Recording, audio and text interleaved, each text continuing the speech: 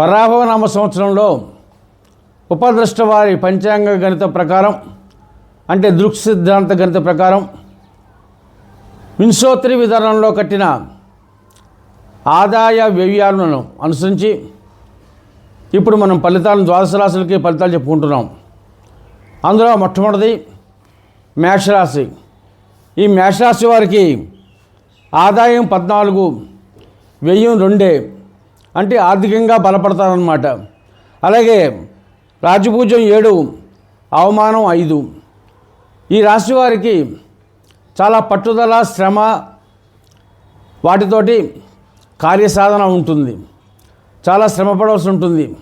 ముఖ్యంగా ఈ ఏలినాటి శని ప్రభావం వల్ల, అలాగే కేతుగ్రహ ప్రభావం వల్ల, గురుబలం లేకపోవడం వల్ల వీరు అత్యధిక శ్రమపడి అంతిమ విజయాన్ని సాధించే అవకాశాలు మెండుగా కనపడుతున్నాయి. అలాగే కొత్త స్నేహాలకు, ప్రేమ వ్యవహారాలకు దూరంగా ఉండండి. ఆరోగ్య విషయంలో మటుకి చాలా జాగ్రత్తలు తీసుకోవాలి.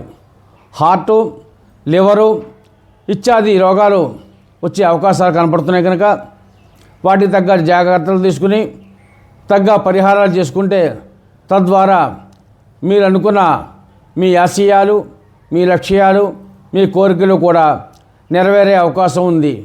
ఎక్కువగా శివారాధన చేయండి. ఆ హనుమాన్ చాలీసా పఠించండి.